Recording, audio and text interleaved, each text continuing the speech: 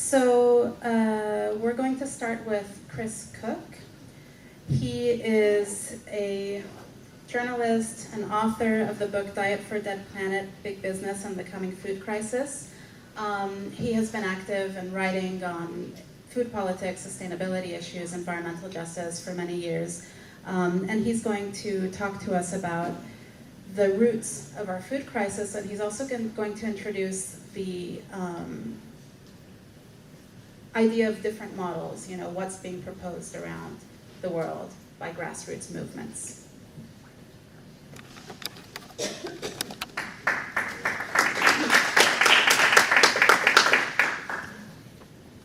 Thank you. Good morning. How you guys doing?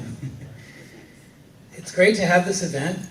Great to see you all here, and thanks to Nassim and Chima and others who have organized this.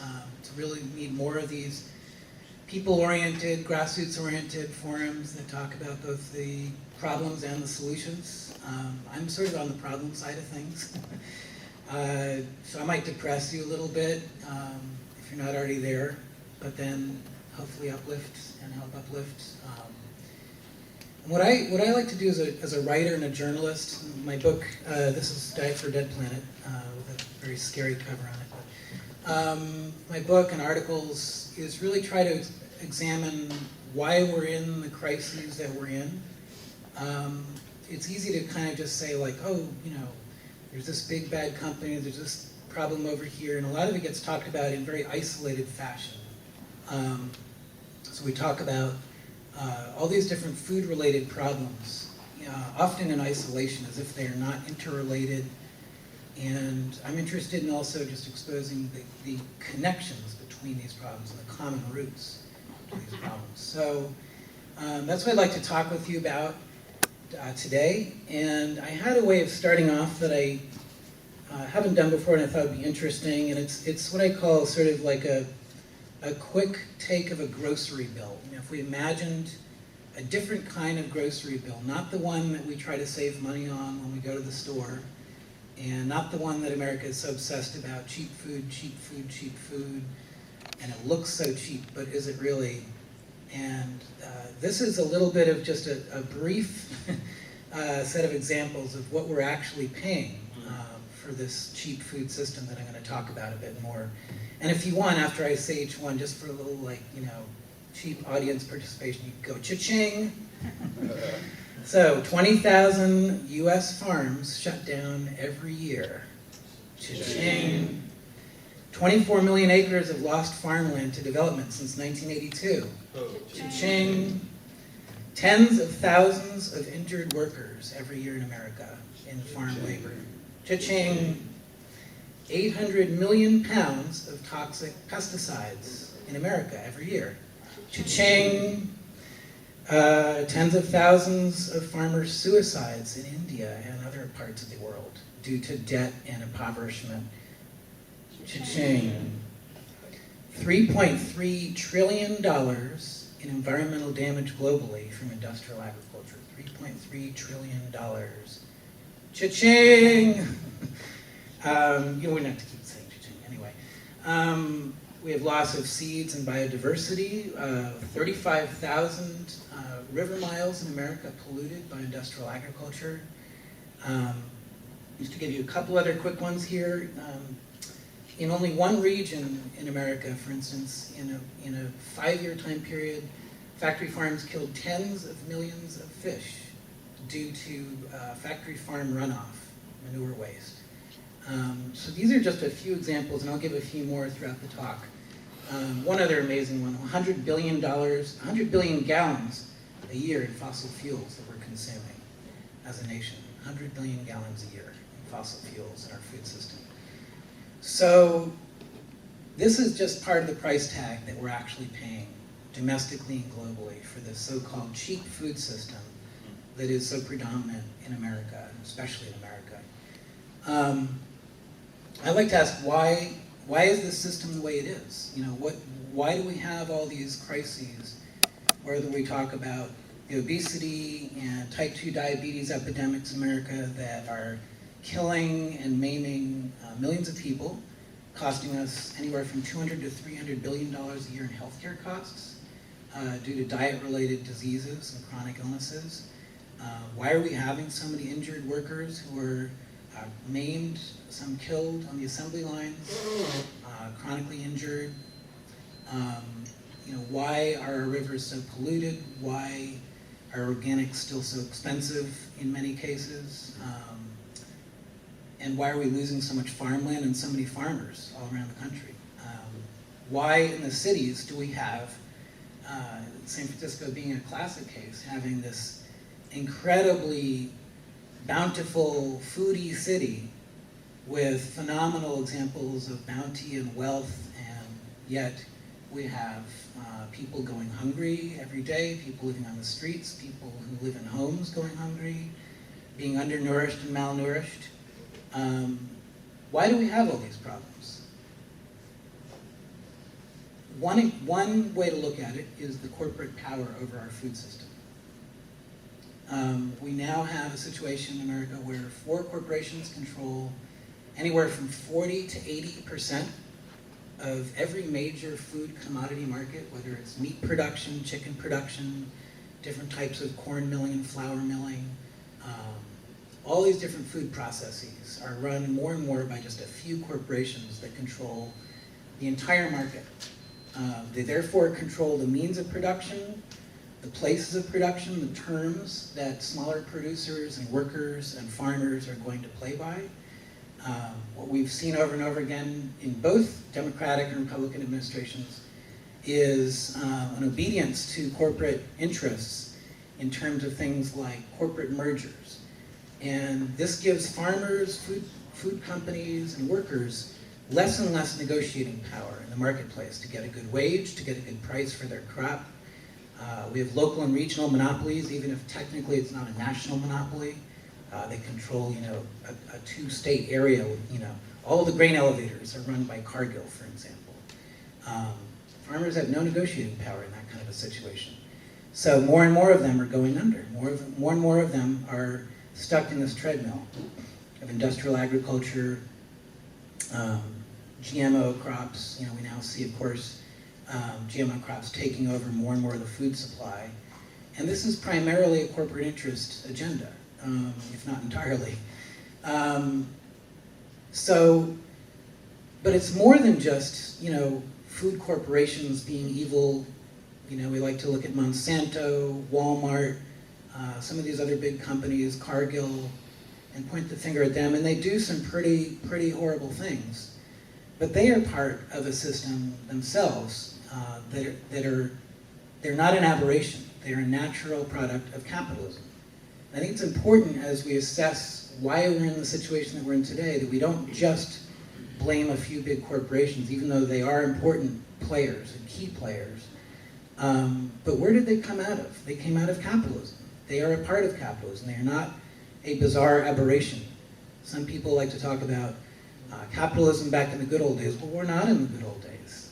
We're where we are now in this time in history because capitalism progresses and or regresses in these natural ways. It demands maximum profit. It demands maximum growth, shareholder return, market control, all of these things that therefore then spin out into the entire food system. So a food corporation like Walmart or Cargill or Monsanto, they don't just make gobs of money and have well-paid CEOs and all of the rest. They control the food supply chain, the entire production system as well, that spins all the way down to smaller producers, smaller farmers, and then us as consumers. So it's important, I think, to see the entire food chain as we look at this, all these food crises, and to understand that these are natural byproducts of that. The other important issue is that food corporations have taken over more and more, not only of the food economy, but of politics, more and more control and power in politics. And so we see the revolving door in lobbying in both Republican and Democratic administrations. And we see again, the Obama administration just approved new GMO strands, new GMO crops. So both administrations, Republican and Democrat, are guilty of taking tons of agribusiness money and doing most of their bidding, if not all of it. A classic example is actually the chicken industry, something I've written about a lot. And in the chicken industry, we see horrific labor abuses. Again, tens of thousands of workers injured every year, many of them maimed for the rest of their lives. Most of them immigrant workers, many of them coming here from Mexico and Central America and other parts of the world as well, due in large part to our policies, such as NAFTA, which have impoverished farmers in Mexico, corn farmers, for instance, in Mexico. And ironically, they're forced up here, and here they are working in these factories, chopping up animals that are fed and raised on US subsidized corn, which has been part of what put their farms out of business in Mexico. So there's this real kind of interwoven chain of policies and economics going on here. And in the chicken industry, just to give you an example of what happens with this kind of corporate power, the companies that run the chicken industry, such as Tyson Foods, have taken over more and more of the market control. They force the farmers into these contracts that force them in turn to basically abuse the chickens. They have just horrific conditions for the animals. They're all just numbers and assembly line numbers. And then they're packed into these warehouses, and then they're packed into the slaughterhouses, and the workers are just phenomenally abused there. They run the line speed, this assembly line speed, has gone from 78 birds a minute, which sounds ridiculously fast to me already. I can't even see all those birds flying down the assembly line. Now it's up to 140 birds a minute in the chicken industry, 140. And the reason for that is the chicken industry and these leading corporations have lobbied and successfully gotten these administrations, including Obama administration, to allow these assembly lines to speed up. And what do we see out of that? We see more injured workers, we see more tainted meat, we see workers having to wear diapers because they're not allowed to go to the bathroom. Really just, disrespectful, abusive behavior, intimidation, harassment of workers and inspectors. So this is what we get when we get this kind of corporate power in the food system. And labor abuse is just a really extreme example of this kind of result. I think that, labor is something that I look at a lot as an example of both this political and economic power and also what our entire food system rests on. I think it's easy to forget. It's easy to think in terms, again, of like, well, I bought organics today. I bought food at the farmer's market, which does tend to be better in a lot of ways. Or I went to, God forbid, Whole Foods. Don't go there anymore. I try not to. I really try not to. And we tend, I think, to look at one piece or another because it's impossible to get, the market does not provide the opportunities to get the perfect piece of food that is exploitation-free, pesticide-free, animal humane, worker humane, non-corporate controlled. I mean, where are we going to find that with all those labels? We can't even get GMO labeling, right? So it's extremely difficult to get that. And labor is just a prime example of the systematic abuse that underlies our entire diet, our entire food system. And again, it's not just one bad farm, one bad company. The whole system of food production and consumption rests on labor exploitation and underpayment and worker poverty. And so, I see some depressed faces. What do we do about all of this, right? I mean, we're all here because we want something different. We're fighting for something different. And what's interesting and amazing to me as I study this more and more is the solutions are there. The solutions are already out there. And they're already well proven to work. And the issue is economics and politics and power. It's not technical fixes. It's not, well, we need a little more study on this form of organic agriculture. I mean, more research money would be great. 2%, that's actually 0.4% of USDA research money goes to organics. So, just as an example.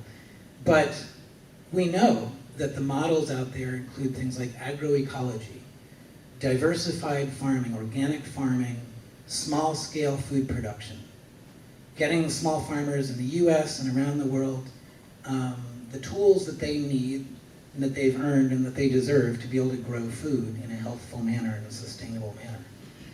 One of the hugest crises that I haven't even really mentioned yet is climate change, or the hugest.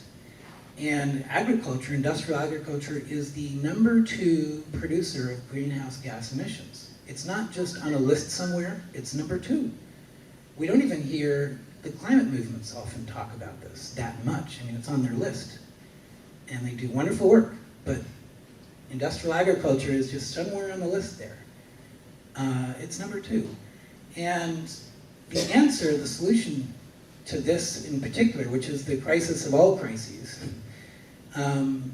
is, again, agroecology, smaller scale food production, sustaining soils. We now see like soil upheaval through overtilling of agriculture is another leading cause of agriculture's portion of climate change.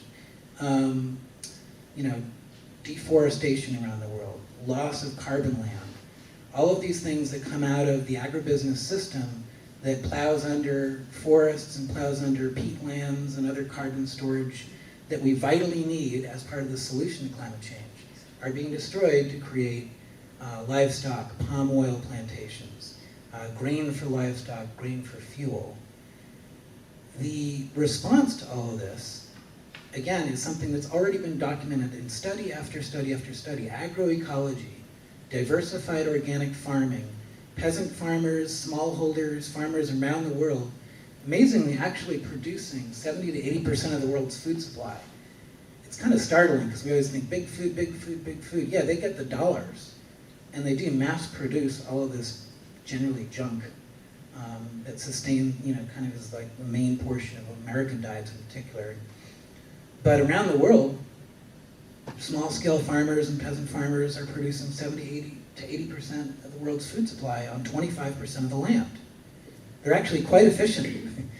Agroecology is not just this new innovation, it's something that's been passed over from generation to generation, and other folks will talk about it later today as well, I know, in more detail.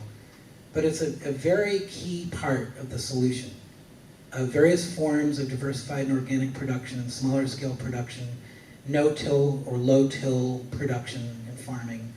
And we need this now more than ever because we need to replenish our soils. We need soil to be a positive part of climate change instead of the negative part. We need soils to be able to sustain drought. And the GMO industry likes to present all of their gadgets, all of their fancy new innovations, right, that they've patented to control the food system as the solution to hunger and the solution to climate change. Drought tolerant this, drought tolerant that. That's not what we need. The evidence all is very clear on this. We don't need GMOs to feed the world. We already have enough food production around the world to feed 9 to 10 billion people as of now. And we already know that tons of farmland has been lost. Imagine what we could do if we put it back to use to feed people and feed the land. And meanwhile, these technologies do nothing to replenish the soil. In fact, they rob the soil because they're based on the industrial ag system. They enable more pesticide use. So again, all of these kind of solutions that Bill Gates and Monsanto and these other folks come up with are false. And it's important for us to remember not just all of these disasters, and there are many more documented in my book and articles and other books, and that's all very important to be mindful of, but to also understand that there are these solutions out there that are well proven and well documented that have gotten us out of these situations in the past and that can do it now. And so in the US, just to kind of wrap up a little bit, in the US there actually is a movement in various parts of the country among sort of alternative ag groups, Native American groups are doing a lot of this, sort of reviving heirloom seeds, traditional seed varieties, traditional plants. I was talking to a man in the back there earlier, and he's just one of many people doing work in Stockton, work in other parts of the country, reviving various traditional agriculture and sustainable agriculture projects in cities and in the country. And they're doing food that is drought tolerant, that is traditional that is drought resistant, drought tolerant food, that desert farming. You know, there's a whole movement, it's small, but it's growing, to farm stuff that doesn't need so much water, and that is also more resilient to drought, and that builds the soil that's more resilient to drought. I mean, we need soils that are not demolished when we have no rainfall. We need soils that are enriched and that have the carbon in them and that have all the necessary ingredients that are replenished through sustainable agriculture. And you know, the way to get there is through desert farming, through agroecology, through all these methods.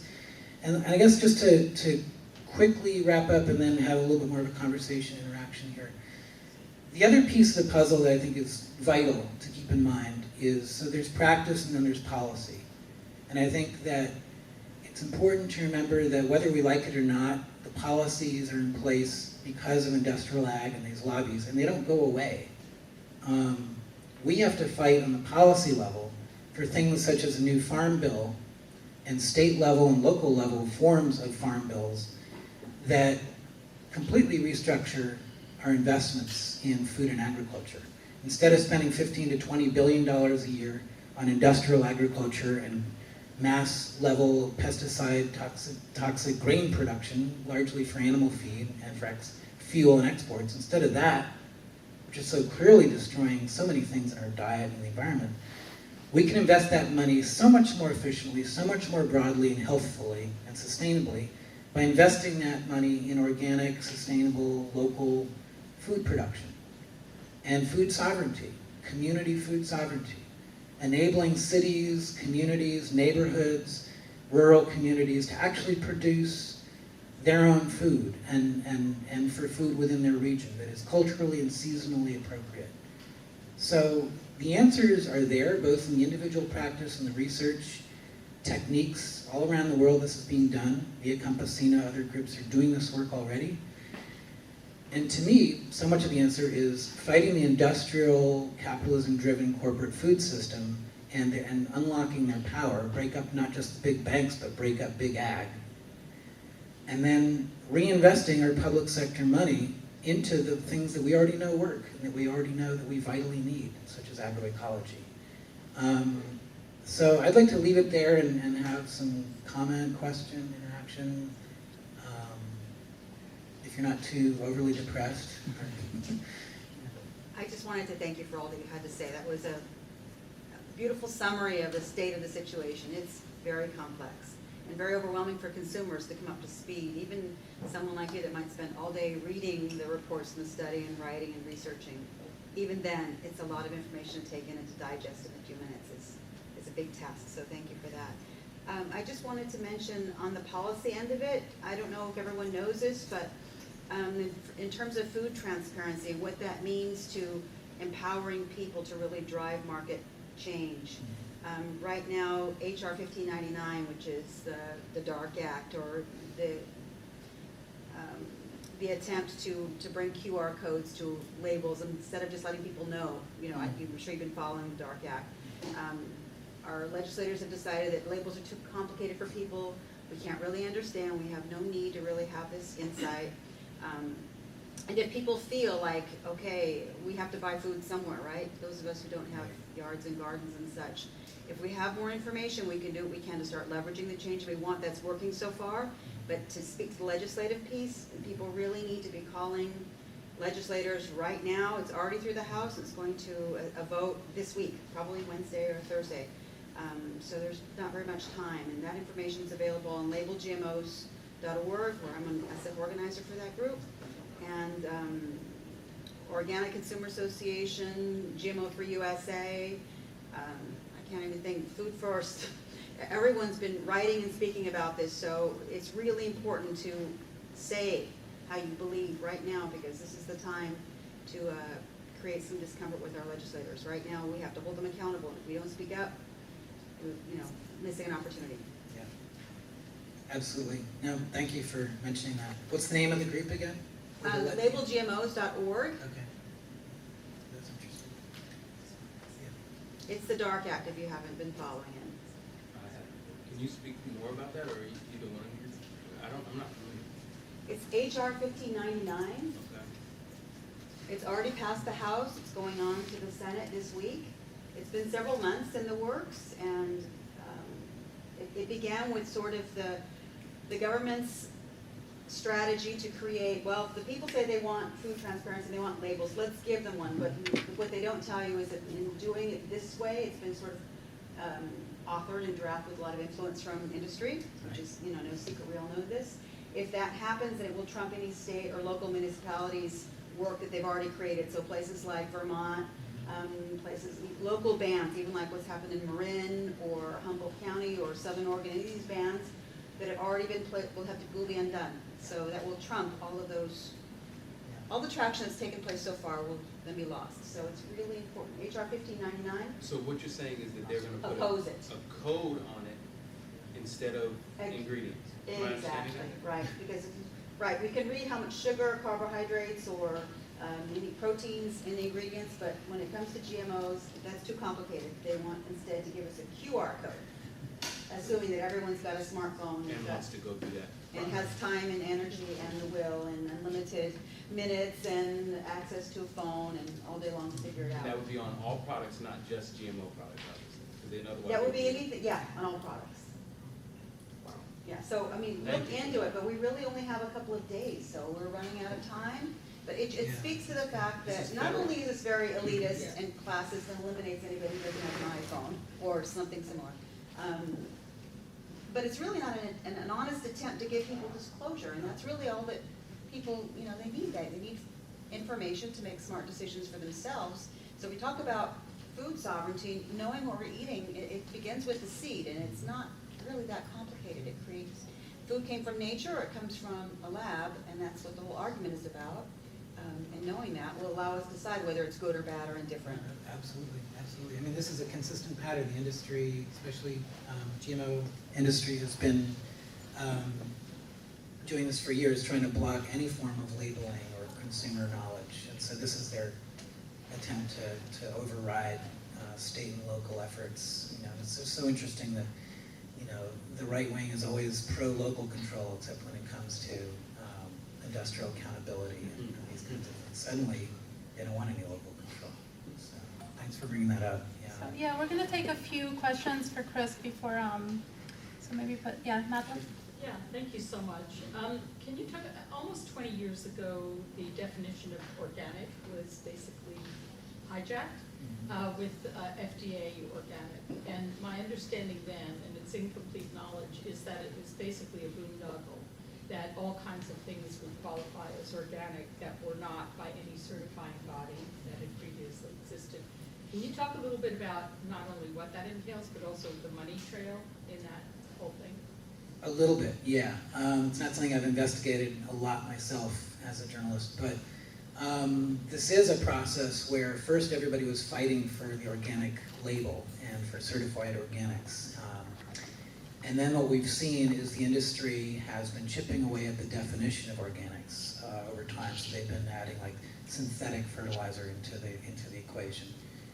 They're trying to make sure that GMO will be counted as organic. Because there's supposedly no spray, which actually is most of the time a lie, because they're using these resistant weeds, resistant plants. So they spray everything around the plant with herbicides, in fact, such as glyphosate. So I can't list for you all the different ingredients that have been added into the definition of organic, but what I can say in general is that the Organic Trade Association has been a very unfortunate key player in this process of, what they just want is dollars. And Walmart has become one of the top organic purveyors around the country, and that kind of market control gives them control in institutions such as the Organic Trade Association. So they have been lobbying, Organic Trade Association has been lobbying and supporting this idea of watering down the definition of organics. Monsanto pushes hard for this to get GMOs into that. All of these corporations have given tons of money to, again, both Republicans and Democrats. This has happened under Bill Clinton, Barack Obama, George W. Bush. They're not radically different, especially when it comes to that. So I wish I could spell out for you more of the nitty-gritty detail on that. I can't, but it's an important issue that you raised, because this is, again, something that has been a big fight to get certified organics for decades.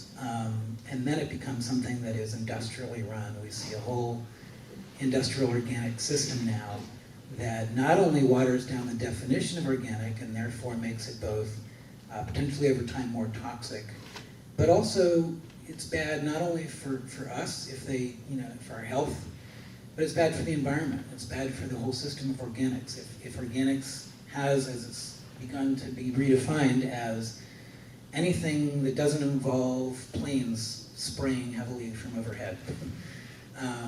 And therefore you can have large-scale monocrop organics, which begin to deplete the soil, maybe not quite as rapidly as pesticide industrial, food production, but in that same way, you start to rob the soil. You don't nutrify the soil, replenish it. You also don't support local food systems and food access when you're producing mass-scale organic corn for some giant production facility across the state. So we are seeing that as well, not just in the form of Horizon Milk and Walmart and Whole Foods, but on the ground level as well, in terms of the organic definitions and then the production system as well. So I hope that partially. Yeah, very much. Just one other thing, I know I go to the local farmers markets, and if you ask, is it organic, it's probably locally produced. They say it is, but they can't afford the certifying whatever. Is there a cost to FDA certification for organic? Or There is. I mean, it's USDA, the U.S. Department of Agriculture. Yes, Yeah. No, that's something that a lot of small farmers complain about. Is actually they would like to get the certification, but it's a lot of money and it's a lot of expense. And I think that's something that we should be looking at, like everything else. There should be more money spent to. I mean, we should have.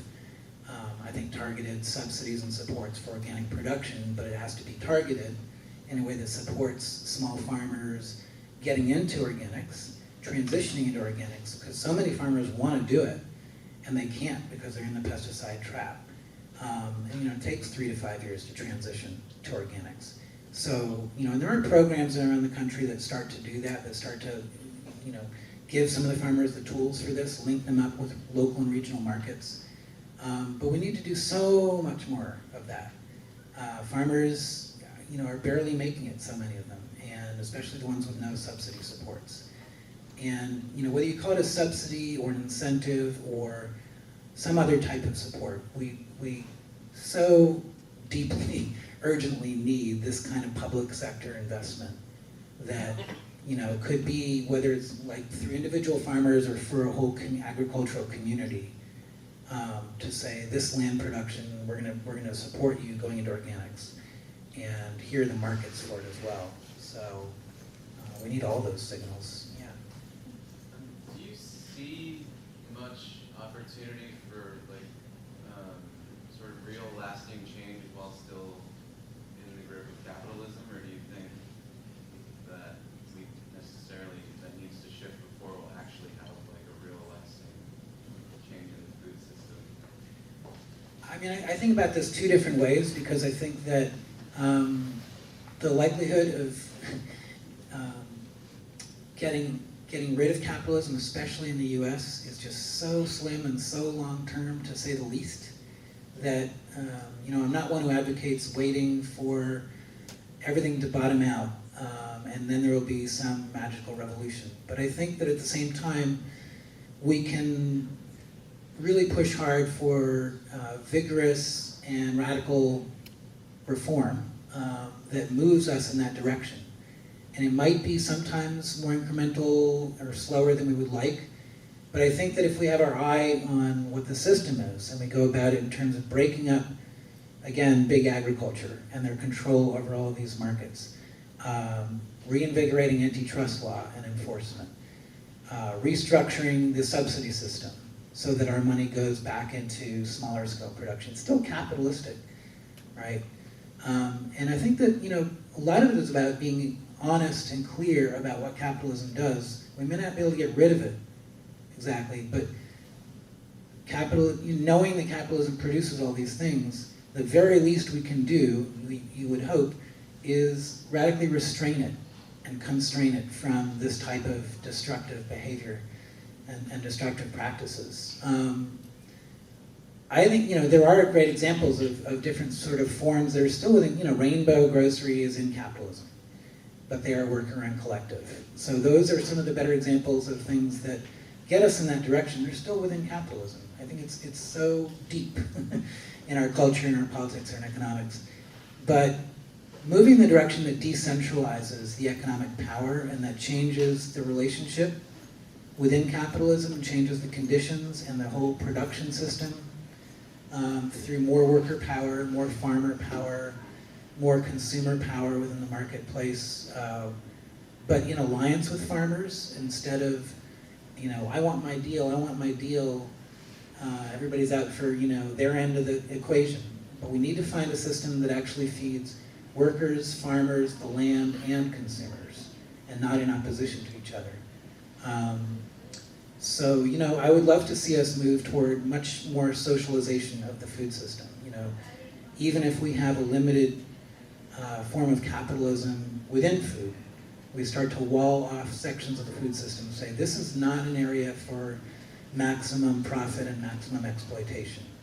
But to do that, you need to give farmers in particular and other food producers the ability, the incentive to do that. Farmers are capitalists. Doesn't mean they're bad, It doesn't mean that they're like all destructive, but that's the reality that we're dealing with. Real estate, let's remember that real estate drives so much of this too. Land costs. When your land costs are that high, you're going to produce things that either give you big allow you to get big subsidies, or that allow you to thrive in the marketplace, such as almonds in the middle of a drought in California, or meat production in the middle of a drought in California. So, I wrote an article that there might be one copy in the back where it's online called Food Shift. If you want to look that up, you can. It's about the drought in California and the insanity of our food production system, particularly in California and the West, amid drought, which of course, as we know, is now a chronic element in climate change. And that we're growing all the wrong things in all the wrong places. And it gets into some of these desert crop issues and agroecology a little bit as well. But I hope that partially addresses your question. Do we have time for one more? Or? Yeah, I think one more question. Yeah, one more question. Anybody That's fine. has a question, comment? So, I guess I'm wondering how much a lot of, I feel, organic messaging often comes out like buy organic or like don't buy GMO foods, and I wonder how much you think the choice of the consumer matters versus, I guess, more policy level. Yeah, I think that's a key question. What is the role of the consumer in all of this vis-a-vis policy and other elements? And I personally feel that the consumer side of things gets overplayed by even pretty progressive reformers. I think it's important still. I think that we all have our own individual role in that and responsibility to ourselves and to the environment in particular, but also workers. And to do the very best we can while knowing that the options are limited and that we all have different budgets. And I think way too much in our society gets pinned on the individual, as it is, and on the consumer. And there aren't the opportunities. There just aren't the opportunities, again, to wrap up and give the consumer the knowledge. We have things like the Dark Act happening and these other ways that are trying to veil what's in our food and limit consumer access. And there aren't labels, for instance, any label for humane treatment of workers.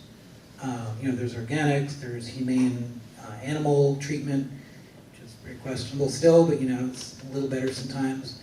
Free range, these things, but like, for instance, what about workers? And you can't, it's not really possible to address all of these things at the point of consumption, because the opportunities are just not there to do that. So I think that we need to do all of this together. I think we need to do what we can as individuals to buy organic, local, regional foods at farmers market being one of the optimal places to do it, or a place like Rainbow. Eating far less meat if we eat meat. Eating, spending that same meat budget on organic, free range, if at all. Or going vegan or vegetarian. I think that helps. I don't think it's a solution, but I think it does help.